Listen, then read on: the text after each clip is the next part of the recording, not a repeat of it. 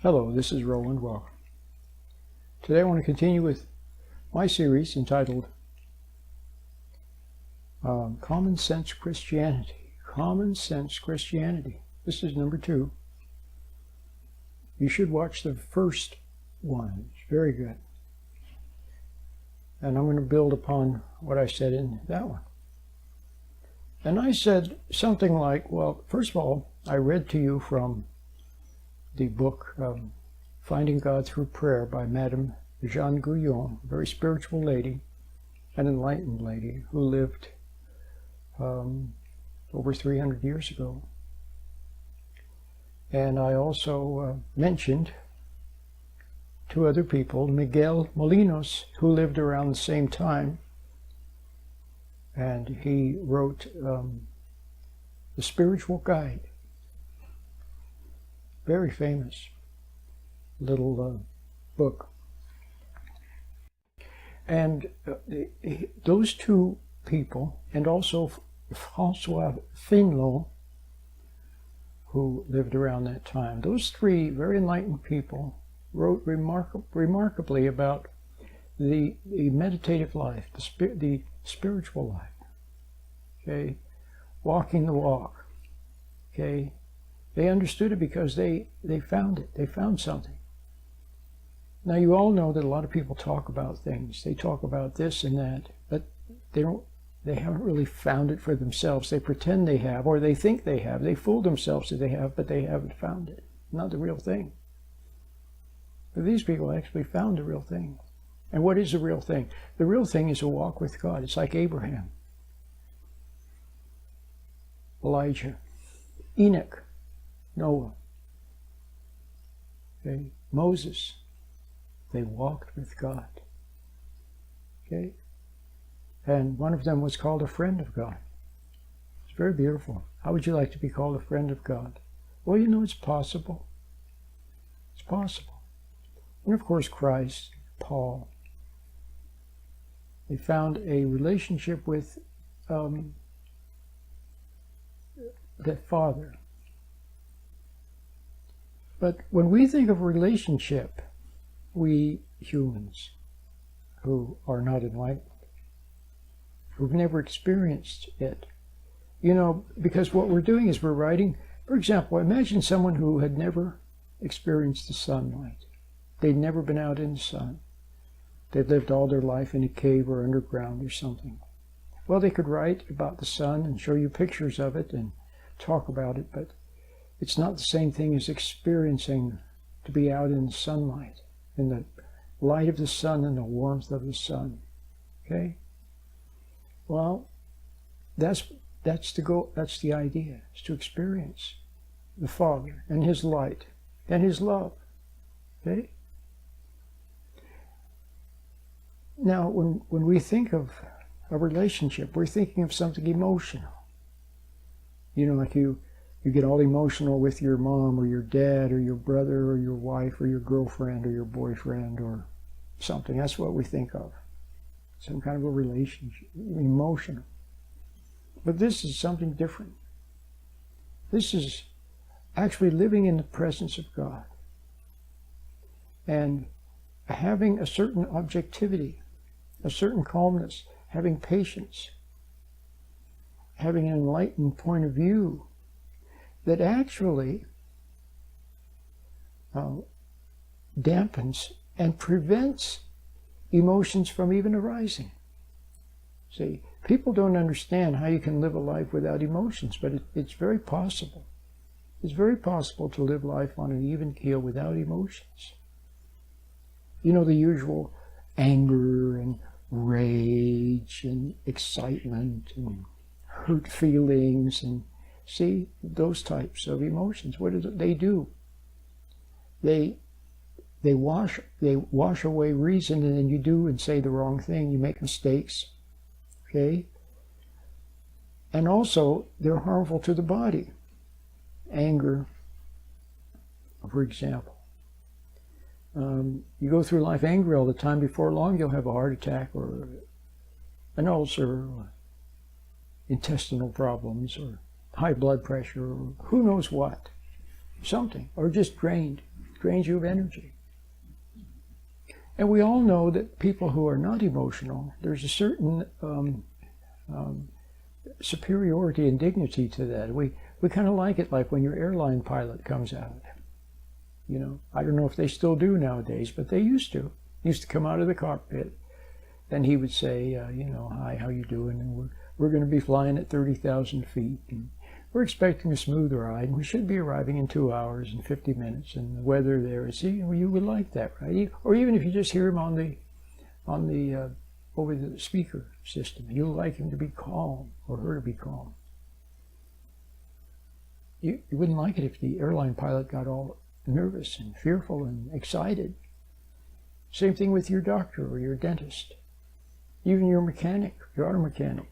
What if he got all upset and excited and angry? And would you trust him to be working on your car if he was angry and throwing his tools around and all upset? And, no, of course not. See, so we like professional people to be calm.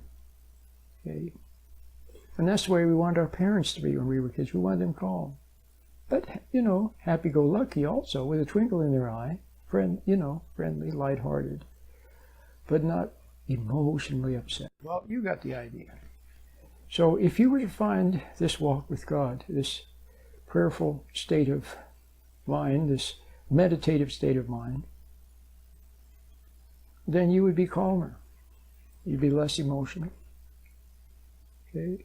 And you would discover a higher set of emotions, like awe and wonder and joy, peace of mind. See, a higher type of emotion that you don't know anything about now, because you're too used to being wrapped up in and submerged in the lower type. Okay? So that's what you need. Now you know that with your family, with your partner, with your kids, you need to be reasonable and calm and do the right thing and say the right thing and not say the wrong thing. It's very important. Okay? Especially if you're a father, they look to you to be calm and to have wisdom. And as soon as you get angry or upset or excited, you do the wrong thing, say the wrong thing, okay? Which is not good for them. So the long and short of it is that you need to live life more on an even keel and not be so emotional. Now, some people on the surface, they don't look emotional. But what they're doing is repressing and suppressing their emotions underneath. They're like powder. If you ever know someone who's like a powder keg, they're calm all the time, but then they explode. Okay? Or they just keel over. I never forget, there was a man who that I used to know, and he was always calm. And then one day, phone rang, cell phone, and he was talking, I think to his wife or his girlfriend, and he was getting all upset. And the conversation was very animated. He was angry, obviously. He came inside, and then he keeled over. He just keeled over. Guess he had a heart attack, and he was dead. Okay? Just like that. So underneath, it was like a pressure cooker. All those motions, he'd been shoving him underneath, and finally it was just too much. And that's not good. So we don't want that to happen. Okay? We don't want that to happen. So you want to be more on an even keel. See? Some of you, when you get older too, you know that when you become emotional, then you end up what? Getting an eye ache or a headache or a tummy ache. When you get stressed, the emotions stress you out. So then you end up trying to avoid any situation that would cause you any stress. Well, I understand that, but wouldn't it be better if you could begin to face more and more situations that previously would have caused you to become upset, but now you don't get upset? Okay? Well, that's what you need to find, and that's actually what the meditation will help you to do. It will help you to do that. Because what the meditation does is it helps you to stand back from emotions, take a mental step back. It helps you to take a mental step back from thinking. See your thoughts. See, what they do is they feed the emotions, and then the emotions feed the thoughts. So it's like a squirrel cage, or it's an endless loop. Emotion feeding thought, thought feeding emotion. And most of them are negative. Most of them are not good. Okay? Like worry, for example. It's never helpful. So you see how it'd be much better if you could be calm. Okay? Live life on an even keel. Well, so you need to be able to find this objective point of view. Now, the other thing I want to say is that when you take a mental step back from thoughts, we're not talking about trying to suppress thought. See, that's more struggle again and more getting involved with. No, not at all. It's not trying to blank thought, blank the mind. It's not trying to repress thoughts. Okay? It's just standing back and observing the thought as they flow by without getting upset by the thoughts, without adding more emotion to the thoughts. So there goes the thought. Most of them are useless anyway. See? And it doesn't bother you. And the emotion, well, there you will still, because see, you've been conditioned from the time you were a little child when you were upset. See? Which I'm writing about now. My new book. It's a beautiful book. I hope I can get it out very soon. It'll be my 19th book. I'm writing about how we begin to have these emotions, and our body is trained to have emotions, which are not necessary. See, a child should not know fear. See, if you have a cat walks by, it doesn't know any fear. If all of a sudden there's a dog, the cat sees the dog and then reacts by running away. Okay? Or if the cat sees a mouse, he reacts to the mouse by chasing the mouse. But he doesn't become fearful. See, he doesn't start shaking, feel panicky, or feel anxiety, or scared, see, or worried, or upset. He just simply does what is called for by the situation. Run, or fight, or sit quietly, whatever. Then when it's over, it's back to doing nothing again, just relaxing, okay? For human beings, we have fear. Now, how did this come to pass? Well, it happened when you were a little child. Perhaps you were terrorized. See, if your mother said, "I'm leaving. You're such a bad child. You're always upsetting me. One of these days I'm going to leave and I'm never coming back." Now the child is afraid, scared, see, worried. The little child is afraid and angry, probably angry and afraid, see? So on. But these emotions of anger and fear, excessive excitement and so on, they're not necessary. Okay? Well, so you got the idea. But what happened was you were emotionalized. And then people used words. They said you were stupid, you were dumb, you were all these different things. And then the words began to react emotionally to the words. See? There's always an ego appeal in these emotions. But what happens is that your body learns to react emotionally. See? It learns to react emotionally to everything. To words, to situations, to people, to thoughts. See? The body becomes an emotional responder all the time. Emotions, emotions, emotions. So you've been conditioned to react emotionally. So now if you begin the meditation, you take a mental step back from your emotions. Well, okay, so there's the emotion rising. You see it, but you don't add any more fuel to the fire. You don't add to it. See, so you don't reinforce it. And so there's no reinforcement, and so with time it'll diminish. Then the day will come when the situation arises and you won't feel anything at all. Okay? All right, well, I think I've made some very good points here about emotions, and I hope you take it to heart. It's very important. Because your problem right now is that you're too emotional. You get upset too easily. Whether you show it or not, you get upset too easily, undoubtedly, if you're like 99.9% of people. You either express it or repress it, and both are not good. It'd be better not to get upset in the first place. Okay? So that's one of the things that you need to learn. Oh, but I never got to the really good part. When you get out of thoughts, stand back from them, And when you stand back from emotions, you're closer to God. See, you're actually in the objective state. You're in this neutral state. You're actually close to the light. Then you can see things in the light, in God's light. So you observe them in the light.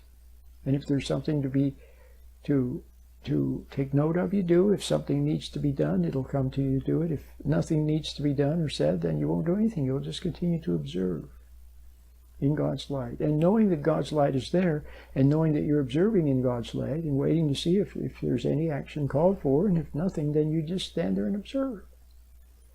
If a word or a gesture is required, well, then you'll just do it. It'll be spontaneous. You'll say it, it'll be spontaneous. It'll be the right thing. But that's called living by faith. It's living in the light. Okay?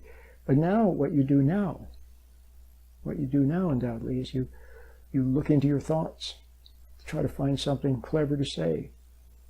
Something to outdo the adversary, or put somebody down, or come up with some tricky thing to manipulate, see? Plus you get into emotions. Emotions well up, and then you use the emotions to build up anger, to give you a kind of an animal strength to deal with the situation, but you become more of an animal that way.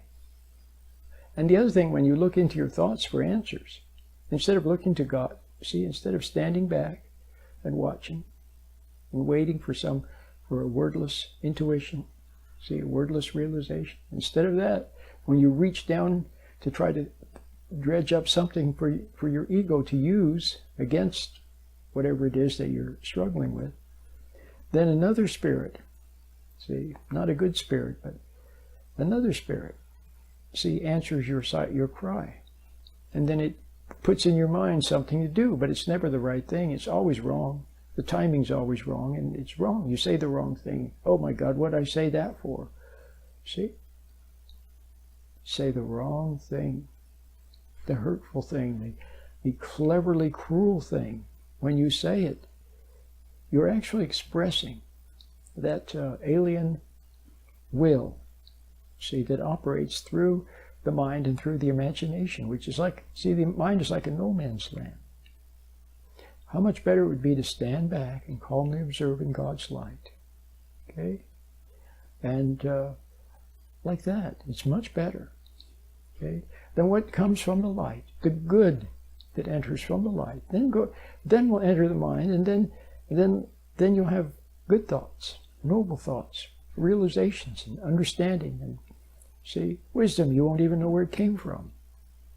See, well, I think I've covered quite a bit of ground. So all you have to do, and so what do you have to do? Well, you have to want to find the light from God, and want to walk with God. Not because you want to be a wonderful person, or not for any reason, and not because you want to feel better, or any other reason than just the sheer love of truth, the sheer desire to know what the truth is.